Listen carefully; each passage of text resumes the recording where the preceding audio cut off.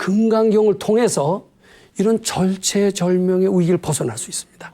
자, 금강경 제가 가르침 하나만 말씀드릴게요. 금강경 가르침 제5번에 뭐라고 말씀하셨느냐 하면은 범소유상은 개시허망이라 약견재상이 비상이면 직견열애니라 이제 요런 구절이 나옵니다. 그 금강경의 내용을 아주 요약한 함축된 그런 간단한 표현입니다. 이제 그걸 우리말로 쉽게 해석을 한다라면은 모든 위기라고 생각하는 것은 다 착각이다. 이런 뜻입니다. 꿈과 같은 것이다. 착각인 줄만 분명히 안다면. 근데 우리 착각으로 알아요. 화재가 나서 나 죽겠다. 그리고 이것을 실제로 받아들여요. 실제로 받아들이는데 실제로 받아들이는 한은 우리 고통에서 벗어날 수 있어요? 없어요? 벗어날 수 없어요. 이걸 착각으로 알고 이것이 착각이거니 하는 금강경 구절을 자꾸 외운다면 언젠가 착각이 될 수 있을까요? 없을까요? 착각이 될 수 있다는 겁니다. 그래서 범소유상 개시허망이라는 것은 이 난관은 사실은 착각이다. 약견재상이 비상이면 착각인 줄로 되풀이해서 분명히 인식하면 이런 뜻이 됩니다. 직견열애니라. 그 고난에서 다 벗어날 수 있으리라. 이런 이야기입니다. 이 금강경의 핵심 내용이거든요. 이 핵심 내용을 자꾸 수지 독송한다고 칩시다. 우리 이제 금강경을 아침 저녁으로 읽어도 좋고요. 이제 그러면 재앙이 소멸된다는 얘기가 있습니다. 근데 그 금강경의 내용이 담긴 간단한 글귀를 자꾸 되풀이해서 읽는 겁니다. 범소유상은 개시허망이라 약견재상이 비상이면 직견열애니라를 자꾸 외우다 보면은 이 위기요. 나는 이제 화재가 났고 파산이다. 절체절명의 위기입니다. 또 산속에서 길을 잃었을 때도 마찬가지입니다. 어떻게 하면 살아나요? 꿈이면 살아나죠. 이게 착각이면 살아나죠. 근데 착각이 아닌 것 같죠. 착각이 아닌 것 같고 반대는 뭐예요? 팩트, 사실인 것 같아요. 사실이라고 생각하는 한은 고통을 면할 수가 없다.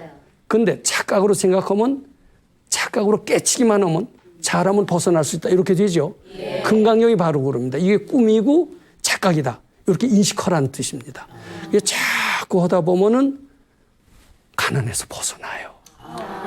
큰 보람이 뭐냐면은 이런 위기에서 벗어나서 위기가 꿈인 줄 알고 착각인 줄 알고 연습을 자꾸 했습니다. 처음엔 이것이 무슨 꿈이고 착각이고 이 말이 안 믿어졌어요.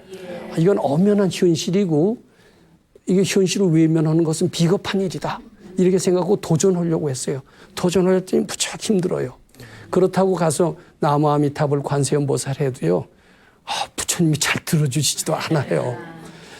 그때 제가 금강경을 만나서 이 생각이 착각인 줄 알고 자꾸 부처님께 바치면서 금강경을 많이 읽었습니다. 그랬더니 그 착각적 현상이 정말 우선 내 마음속에서 이게 현실이 아니로구나 이렇게 자꾸 느껴집니다. 이거는 난 파산이다. 나는 이제 망했다. 처음엔 이 생각이 들겠어요? 안 들겠어요? 근데 그걸 착각이다 하고 자꾸 금강경 하다 보니까 망했다가 아니에요. 망했다는 생각 실감이 안 나요. 자꾸 그러다 보니까 편안해지면서 이상하게 현실이 바뀌는 겁니다. 이거 거짓말 아닙니다. 근데 요렇게 해서 그런 정말 절체절명의 위기를 극복한 위대한 신뢰가 있어요. 저는 소소한 신뢰가 꽤 많은데 오늘은 저 자신의 경험 이야기보다도 우리 선생님께서 훌륭하신 선지식께서 실천하신 그 위대한 신뢰의 얘기를 한번 들어보시도록 하는 게 좋습니다. 제가 훌륭하신 선생님이고 스승이고 위대하신 선지식이다. 제가 그 밑에서 4년 동안 공부했다 이런 말씀을 드렸잖아요. 이제 그분이 어떤 분이신가 하면은 1897년, 지금으로부터 한 20년 전에 이제 서울에서 태어나셨습니다.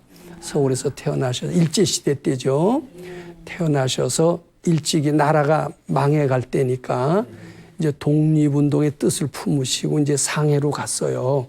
상해로 가서 독립운동을 하려고 보니까 이 독립운동은 그냥 주먹 갖고 하는 게 아니다. 많이 배워야 된다. 이제 주위에서 그런 권유에 의해서 일찍이 유학을 가셨습니다. 아마 불교계에서 많은 도움을 얻으셨던가 봐요. 그때 우리 선생님께서는 승려셨기 때문에 불교계에서 지원을 받아서 고등학교를 프랑스에서 나오시고 대학을 독일에서 했습니다. 그래서 한국인 최초로 독일에서 철학 박사를 얻으셨어요. 그때 1926년인가 그런데 박사가 아주 드문 시절에 더군다나 그때 선진국인 독일에서 박사를 받았다니까 한국에서는 아주 참 천재가 나타났다. 이렇게 하면서 사람들이 아주 놀라워했었습니다. 그래서 이제 박사를 받아갖고선 한국에 왔을 때 자부심이 대단했대요. 자부심이 대단했지만 나라는 어때요? 이미 일제에 넘어갔기 때문에 아무리 박사를 받았어도 거기서 할 수 있는 게 아무것도 없었답니다. 교수 노릇도 할 수 없었고. 그래서 신문사 일을 조금 하다가 아무래도 나는 수도를 해야 되겠다. 우리나라가 참 이게 완전히 일본한테 먹혔잖아요. 먹혔고 우리 조상들은 또 재산을 많이 뺏기고 독립투사들은 무참하게 사형을 당하고 참 나라는 언제 해방이 될지 전혀 알 수 없는 암흑기에서 내가 할 수 있는 길이 무엇인가. 우리나라가 언제 해방이 될까. 독일에서 철학 박사를 받았지만 철학 박사 실력으로 우리나라가 언제 해방이 되는가를 알 수 있을까요? 없을까요? 도저히 알 수가 없죠. 학교에서 배운 지식교육과 지혜교육은 같아야 틀려요. 지식이 많아도 지혜 없는 사람 너무나 많죠. 지혜가 있다면 우리나라가 언제 해방이 될까를 알겠죠. 근데 지식이 많아서는 도저히 알 수가 없어요. 내가 독일에서 박사를 했지만 지식은 많지만은 지혜는 모자란다. 지혜를 얻는 길이 무엇이냐? 수도하는 길이다. 이렇게 깨치시고 30의 젊은 나이로 이제 금강산에 가서 수도를 하시는 겁니다. 자, 우리나라는 지금 위기다. 일본의 통치로 넘어갔다. 이 위기의 원인은 무엇이며 어떻게 해서 이 위기를 벗어날 수가 있을까? 이것을 위기라고 생각하면 벗어날 수 있어요? 없어요? 뭐라고 생각해 벗어날 수가 있어요? 꿈이라고 생각해 벗어날 수가 있죠. 꿈이라고 가르쳐주는 가르침이 뭐예요? 금강경이죠. 금강경을 공부하면은 이 절체절명의 대한민국의 위기가 꿈으로 알게 되고 그렇다면은 거기서 벗어날 수 있는 지혜를 얻을 수도 있지 않겠느냐 이렇게 생각을 하시고 금강산에 들어가셔서 이제 아마 금강경 공부를 열심히 하시면서 우리나라가 어째서 일본한테 먹혔으며 그 원인은 무엇이며 언제 해방이 될 것인가 이것을 열심히 금강경을 통해서 이 현실이 착각이다, 꿈이다 이렇게 알면서 그 언제 해방이 되고 왜 일본한테 먹혔나 이 원인을 알려고 열심히 수도하셨다고 그럽니다. 수도에서 알아지면 그게 깨치는 거죠. 알아지는 것이 깨치는 겁니다. 깨치는 것이 또 알아지는 겁니다. 깨쳤다고 그러면서 모르면 제대로 깨쳤어요? 못 깨쳤어요? 못 깨친 거예요. 근데 알지도 못하면서 깨쳤다는 사람이 세상에 너무나 많아요. 근데 분명히 알면은 우리나라가 언제 해방이 되는 걸 알면 그럼 확실히 깨쳤다. 이렇게 얘기할 수가 있습니다. 그래서 한참 수도하다 보니까 우리나라가 어째서 일본에 먹혔나 이것을 알아줬대요. 왜 알아줬나 하고 봤더니 우리나라 조상이 일본 사람을 발톱에 때만큼 알지 않도록 무시했다라는 겁니다. 우리나라 지금 어때요? 일본 사람 우습게 봐요? 안 우습게 봐요? 우습게 보죠. 근데 미국 사람은 1등 국민으로 봐요. 일본을 우습게 하는 나라는 우리나라밖에 없대요. 근데 우리 조상은 더 우습게 봤어요. 발톱에 때만큼밖에 안 알았대요. 남을 우습게 알면 인과응보의 도리에 의해서 어때요? 그 사람한테 그런 멸시를 받게 돼 있어요? 안 받게 돼 있어요? 우리가 일본한테 먹힌 것은 일본 놈이 나쁜 놈이 아니라 우리 조상이 일본 사람을 발톱에 때만큼밖에 알지 않았기 때문에 그 과보를 당하는구나. 그러니까 억울할 게 있을까요? 없을까요? 다 자업자득이다 이런 말 들어봤죠? 자업자득을 깨치시고 일본 사람은 미워할 것이 아니로구나. 이것을 깨치셨답니다. 근데 문제는 그렇게 알면 뭐해요? 언제 해방이 되는 걸 알아야지. 우리가 과연 해방이 될 수 있을까? 이게 모른다는 생각입니다. 과연 우리 지금 남북 통일이 언제 될지 모르죠? 모르죠. 근데 모른다는 생각이 참이에요? 착각이에요? 금강경 말씀의 의험은 착각이죠. 착각인 줄 알고 자꾸 부처님께 바치면 모른다는 생각이 없어지죠. 그리고 알게 된다고 그랬죠. 우리도 남북통일이 언제 되는지 알고 싶으면 어떻게 되는지 방법을 제가 말씀드린 거예요? 아니에요? 한번 해볼 용의가 있어요? 근데 우리 저 선생님께서는 해방이 언제 될 건가 이게 굉장히 궁금하고 모르셨죠? 그러니까 모른다는 게 착각인 줄 알고 자꾸 이제 부처님께 바치면서 그 모른다는 생각이 없어질 때까지 자꾸 수도를 하셨던 모양입니다. 그러니까 아까 말씀드린 금강경 사구회를 자꾸 외우셨던 거예요. 외우시다 보니까 모른다는 생각이 점점 열버지면서 꿈인지 생신지 해방이 딱 됐더래요. 해방이 딱 됐는데 서울은요. 해방이 됐긴 됐는데 서울은 저기 동경, 일본의 동경에 매여 있고 평양은 저 북쪽에 매여 있더래요. 북쪽이 어딘지 모르겠더래요. 해방은 됐는데 왜 이렇게 서울은 동경에 매여 있고 평양은 저기 북쪽에 매여 있을까? 이상해요? 안 이상해요? 확실히 안 거예요? 아니에요? 확실히 안 것이 아니죠. 그렇다고 완전히 모르는 것도 아니죠. 근데 확실히 알려면 어떻게 해요? 수도를 더 해야죠. 그래서 수도를 부지런히 더 하셨답니다. 금강경을 어떻게 해요? 우리식으로 수지독성하고 올라오는 생각을 부처님께 바치고 이제 이런 식으로 자꾸 수도를 하셨는데 그 어렴풋이 알았던 것이 점점 뚜렷해지더래요. 그래서 해방되기 10년 전, 그러니까 우리 1945년에 해방이 됐는데 1935년 해방되기 10년 전에 확실히 알아졌대요. 서울이 저기 동경에 매여 있는 것은 메가더 사령부가 거기 있었고 평양이 저 북쪽에 매여 있는 것은 모스크바의 지령을 받는 것이 이렇게 되는구나. 앞으로 10년 후면 분명히 해방이 되는데 남북 분단이 되겠구나. 요까지도 알아지고 메가더 사령부가 있는 것으로 봐서 남쪽은 미국이 지배하는 거고 북쪽은 소련이 지배하는 것이다. 그때 분명히 공부의 결과로 알아졌는데 그 알아진 그 과정은 무엇 때문이냐? 모른다는 생각이 착각인 줄 알고 자꾸 부처님께 바쳐서 모른다는 생각이 없어진 거예요. 없어지니까 뭐가 드러나요? 부처님은 다 아시는 분이에요? 아니에요? 부처님이 아시듯이 우리도 부처님과 똑같이 알아졌다는 뜻입니다. 무슨 말씀인지 이해가 되죠? 자, 확실히 알아지니까 독립운동 할 필요 있어요? 없어요?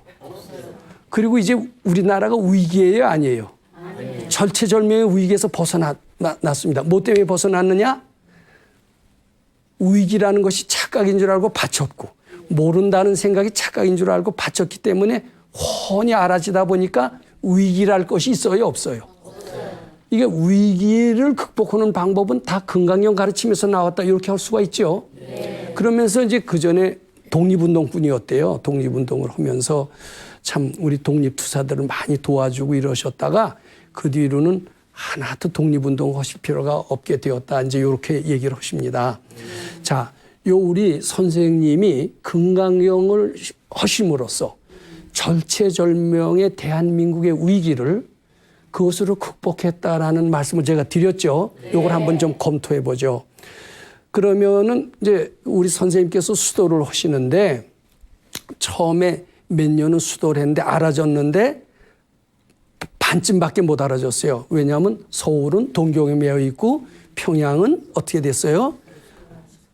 저기 모스크바에 해방은 됐다는데 그것도 완전히 모르는 건 아니고 반쯤은 안 거죠. 반쯤은 알았다라는 것은 반쯤 분별이 쉬웠다는 뜻입니다. 모른다는 생각이 반쯤 없어졌다는 뜻이에요. 반쯤 없어지니까 반쯤 알게 된 거죠. 그러니까 그리고 이제 해방되기 10년 전에는 어때요? 확실히 알아졌죠? 그러니까 분별이 어떻게 됐어요? 확실히 없어진 겁니다. 아상이 확실히 없어진 겁니다. 확실히 깨친 겁니다. 확철대오 한 겁니다. 언제 확철대오 했어요? 해방되기 10년 전에 확철대오 했습니다. 근데 그 얼마 전에는 확철대오 한 게 아니라 반쯤 알아진 것이죠. 반쯤 분별이 소멸된 거죠. 반쯤 아상이 소멸된 거죠. 근데 수도라는 게 뭐예요? 분별을 소멸하는 거고 아상을 소멸하는 거죠. 자, 근데 우리 흔히 이런 질문을 받습니다. 깨쳤습니까? 이렇게 얘기를 해요. 깨쳤습니까? 한 게 뭐예요? 도통했습니까? 이런 뜻이죠. 근데 이 깨쳤다는 게 뭐냐 하면은 분별이 사라져서 지혜가 났다는 뜻입니다. 근데 깨쳤다라고 그러면은 완전히 깨친 확철대오도 있고 반쯤 깨친 그런 깨침도 있을 수 있을까요? 확철대오만 깨쳤다고 할 수가 있을까요? 이제 깨쳤습니까? 할 때는 대개 확철대오 했습니까? 이런 뜻이죠. 근데 반쯤 깨친 것도 깨친 거예요? 아니에요? 깨친 거죠. 그러니까 깨쳤습니까? 이렇게 질문하는 것은 마땅하지가 않고 어느 정도 깨쳤습니까? 이렇게 해야 맞죠. 그러면 나는 반쯤 깨쳤습니다. 반쯤밖에 못합니다. 이렇게 대답을 해야 맞죠. 근데 깨쳤습니까? 하면은 대개 어떤 뜻이 담겨 있어요? 확철되어 했느냐. 근데 이거는 질문 자체가 잘 된 거예요? 잘못된 거예요? 잘못된 거예요. 그러니까 질문을 잘해야 됩니다. 제가 어느 신문사 기자님이 금강경 한 50년 했다니까 한 소식 한 줄 알고 저한테 그러더라고요.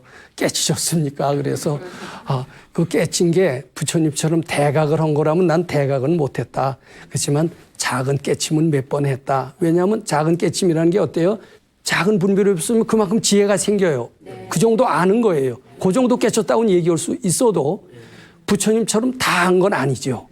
예, 그러니까 깨쳤냐 이렇게 질문하는 것은 정확한 질문이 아니고 깨친 정도가 어느 정도입니까? 이렇게 했을 때 나는 분별이 한 3분의 1쯤 없어져서 이 정도는 압니다. 이렇게 대답할 수가 있고 우리 선생님 같은 분은 확실히 분별에 뿌리채 없어져서 다 알게 됐다. 이렇게 얘기할 수가 있겠죠. 그러니까 요 깨쳤다라는 그런 말의 뜻을 잘 아셔야 됩니다. 깨쳤다라는 것은 분별심이 없어져서 지혜가 났다, 알았다는 뜻인데 큰 분별이 없어지면 다 아는 거가 되는 거지만 작은 분별이 없어지면 작게 깨쳤다. 이렇게 받아들일 수가 있는 겁니다.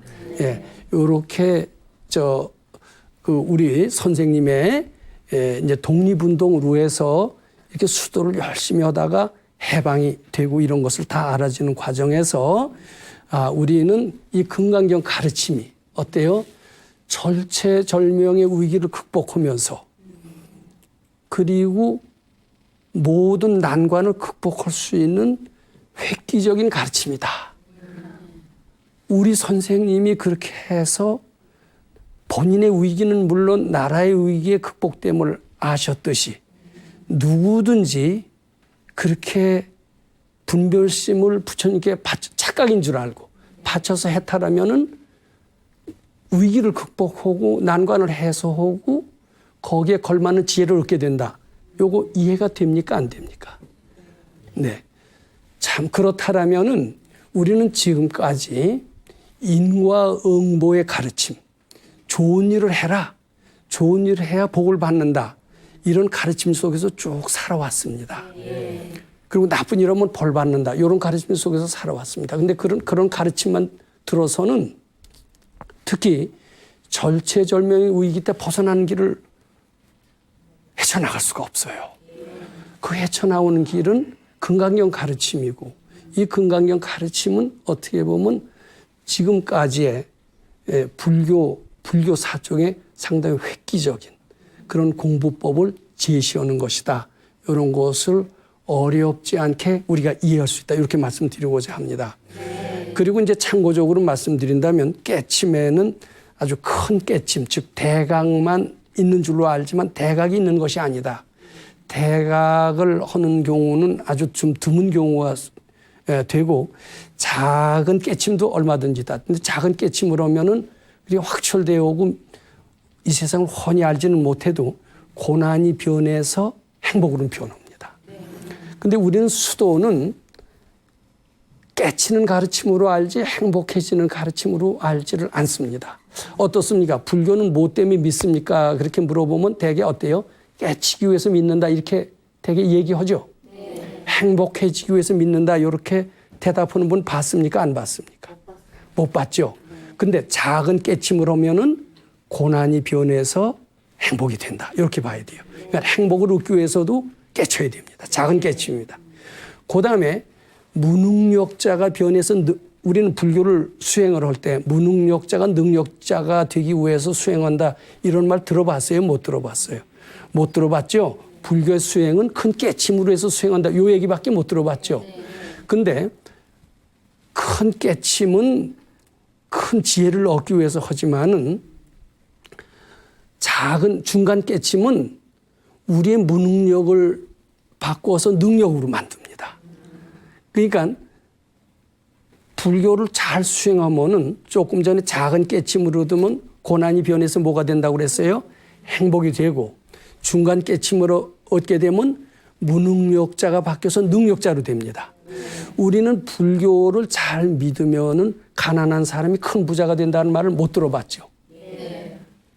근데 그렇지 않아요. 잘하면 못한다는 생각, 나는 부자가 못 된다는 생각이 참이에요, 착각이고 꿈과 같은 거예요. 꿈과 같은 거죠. 근데 가난하다는 생각이 착각이고 꿈과 같은 것을 안다라면은 가난이 변해서 부자가 되는 거예요. 가난을 변해서 부자가 된다면 세상에서도 유능한 사람이라고 할 수 있어요, 없어요? CEO라고 할 수가 있어요, 없어요? 근데 CEO가 되는 길을 불교에서 찾는다 그러면 믿어져요, 안 믿어져요? 안 믿어지죠. 그죠? 크게 깨쳐서 도통을 얻어서 생사해탈하고 이거밖에 모르죠. 그리고 뭐 행복해지고 유능해지고 이건 모르죠. 근데 아니에요. 부처님 가르침 속에는 행복해지는 가르침도 있고요. 그리고 어때요? 유능해지는 가르침도 있어요. 행복해지는 가르침을 저는 소각, 작은 깨침이라고 얘기합니다. 그다음에 유능해지는 가르침은 뭐예요? 중각이라고 말씀드립니다. 그리고 생사해탈을 해서 윤회를 벗어나서 확철되고 하는 것은 대각이다. 근데 대각 속에는 소각, 중각을 이미 거쳐야 돼요. 소각, 중각 거치지 않고 대각만 될까요? 안 될까요? 그러니까 불교는 알고 보면 어때요? 참 좋아요? 안 좋아요? 도통 오는 데도 좋지만 세상 사는 데도 필요할까요? 안 필요할까요? 제가 이제 요 다음 시간에도 그렇습니다만은 수도를 잘해서 건강력 실천을 잘해서 확철되고 해서 도통이 되는 길도 있습니다. 그렇지만 다 그 길만 있는 것은 아닙니다. 세상에서 고난을 면하고 행복이 되는 길도 있습니다. 이 얘기를 말씀드릴 겁니다. 그리고 건강력 실천으로서 무능한 사람이 유능한 사람도 될 수 있습니다. 잠깐 불자 중에서 부자도 나오고요. 발명가도 나오고 위대한 과학자도 나오고 위대한 정치가도 나오고 이러면 좋아요, 안 좋아요? 불교 발전할까요, 안 발전할까요?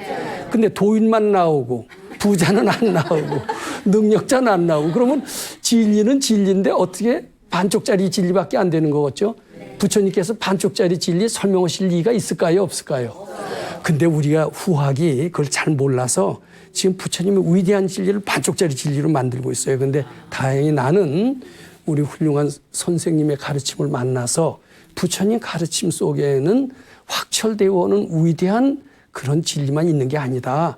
행복해지는 진리, 그리고 능력 있는 진리, 세상을 슬기롭게 사는 진리도 이 안에 포함되어 있다.